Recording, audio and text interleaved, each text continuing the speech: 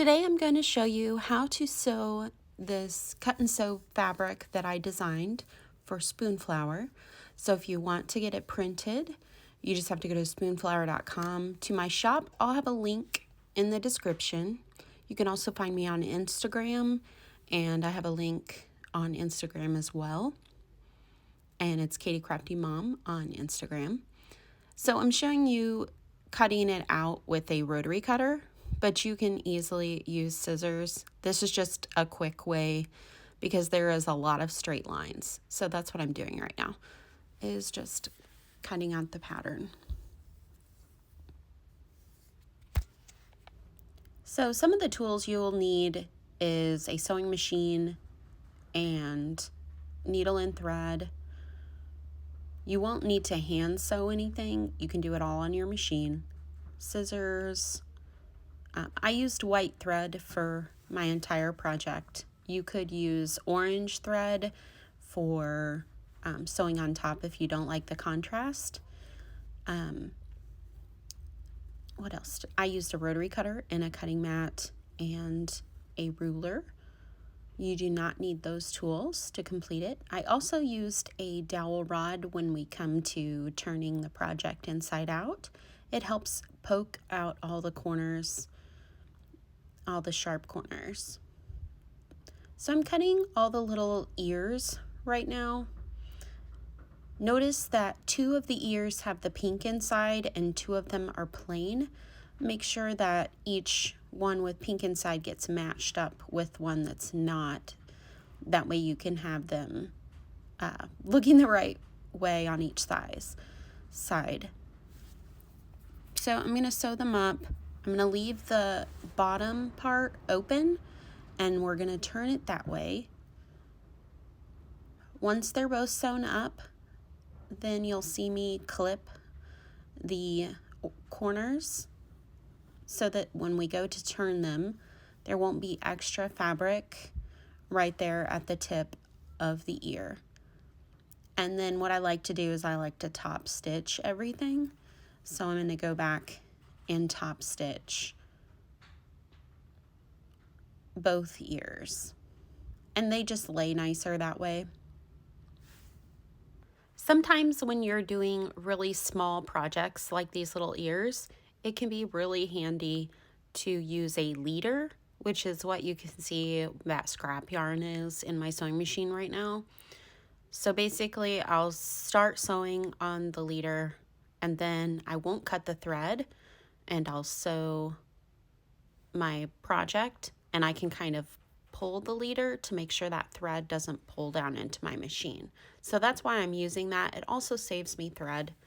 So now we've moved on to the body of the cat heating pad, and I'm showing you here for how you do your ear placement. So this is the one where I didn't really like how close I put the ears together.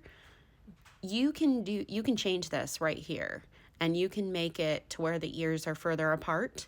Just look at both of my examples at the end of the video, and if you want the ears farther apart, just move them further towards the corners. Just make sure you don't get the ears inside that side seam. So you're going to do, I used a 1/4 inch seam around the whole thing. If you want to give it a little extra security, you could double stitch that, because your rice is going to be inside here. But it really is not necessary unless you just feel like your stitch, or you could turn your stitch down a little more so that you'd have a tighter seam. So I'm going to turn the handle right side out. So I'm using a safety pin.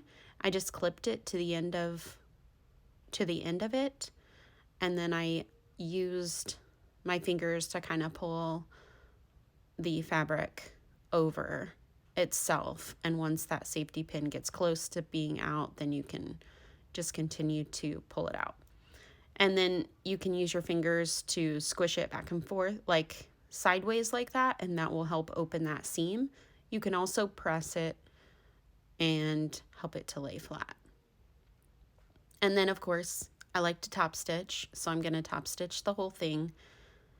So I'm going to top stitch one side. I like to sew as close to the side as possible. Do not feel like you have to do this. It doesn't have to be that close to the side. And instead of cutting my thread, I just sewed right over the edge because that's going to be inside the heating pad anyway. And then I didn't have to cut my thread again. Another thread saving tip. So now we're going to put the handle on the inside of the bottom of the heating pad. So the trick to this is to put it close to the edges, because you're going to leave that middle part open, because we need to leave that open for filling it, turning it, and filling it. So I lifted my needle up for that middle part and just basically sewed down each side of the handle on this part. And I went over them a couple times just because I know that handle is going to get a little more wear and tear. So I wanted to make sure that seam was really strong. Now I'm cutting all the corners so that when I go to turn my heating pad inside out, those corners can be nice and square. Just don't cut too close to the seam because you don't want to cut off the seam. So we're going to turn it inside out, or right side out, I guess, is the correct thing. And then I use that dowel rod. You could use any little tool if you have a knitting needle or a chopstick or something. I just had a dowel rod right there in my studio, so that's what I was using. Now it's time to add the rice to our heating pad. I used a funnel in that opening that we left open. I added a 1/2 cup of rice to each section, and I sectioned out the cat heating pad into 4 sections. It's just under 5 inches for each section. It's about 4 3/4 inches for each section. And you can measure those out and pin on each side. An easy way to do the straight line across is to measure out each section and take a straight piece of fabric, pin it on each side the same distance, and use it as a guide. So you can see I'm doing that right there. And then at the very end, I was just poking out that corner real quick because it wasn't quite as straight as I wanted it to be, and I was just using the end of a safety pin to do that. And then that last seam, after you've added the rice, you want to go over it really well.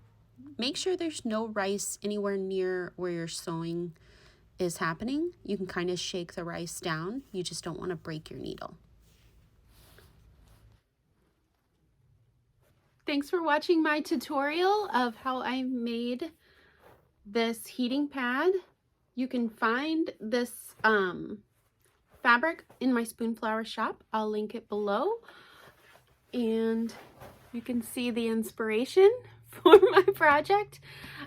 Anyway, this is the one I just made. This is the prototype.